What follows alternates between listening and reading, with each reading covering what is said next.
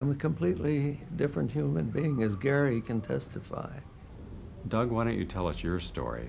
Also, your handle on why so many Afro-American men and women suffer a disproportionate amount of heart disease. The number one scourge, contrary to popular misconception in the black community, is not white racism, but health. To borrow a phrase from President Kennedy, who said, man must find a way to end war, or war will find a way to end man.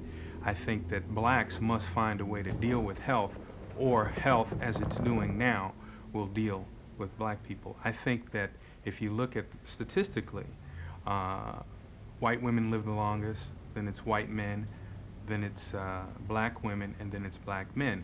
Now, I believe in cause and effect. I don't believe that we're genetically inferior. I believe it's what we're doing to ourselves. I mean, case in point, I felt a general sense of malaise a few years ago, and I went in and I had my blood chemistry done. And black people are plagued by high cholesterol and by heart attacks.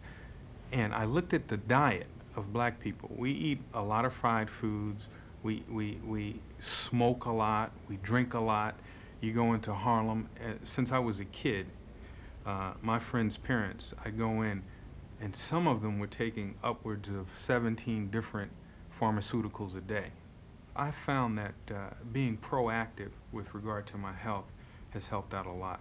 I have a baseboard. I have a baseline to measure it against. I have what my blood levels were before. And one of the important things that I've discovered that's made a big difference in my life is vitamin C.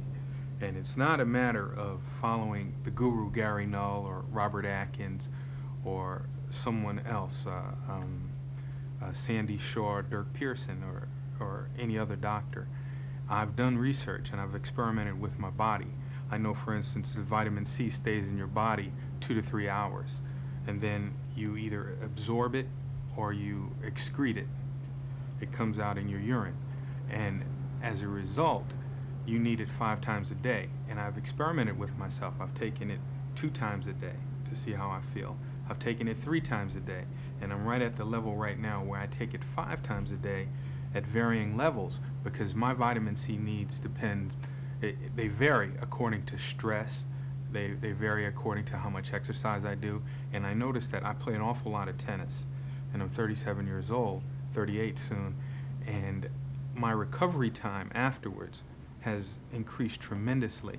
But one of the things that I do a lot now is, I'd say in the past 2 years, I've taken more vegetables than at any other 10-year period. And I've noticed the difference. I'm healthier, I'm spry, and just overall protocol. Now I'm taking intravenous vitamin C drips. In fact, I'm taking one right now as we speak. If you're not processing wellness, you're processing disease. So you have to be aggressive in attacking, what it is in your body that's going wrong. And I found that the best way to do that is not pharmaceuticals. It's not aspirin. It's not Zovirax. It's green juices, vitamin C. I take a full spectrum of vitamins daily.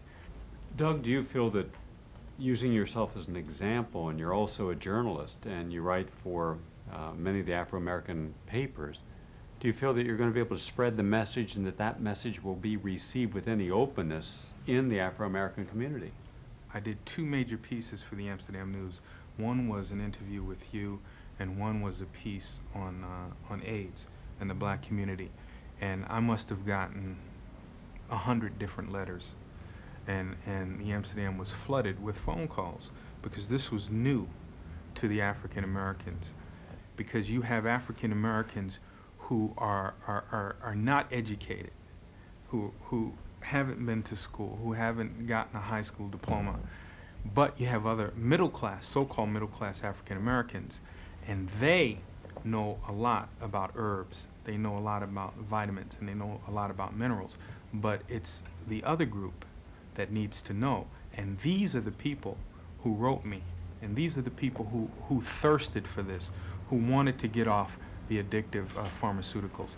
And I think that, yes, I think it will make a difference. In fact, I'm preparing a piece right now on, for the Amsterdam News. Well, there you have it, the patient speaking out.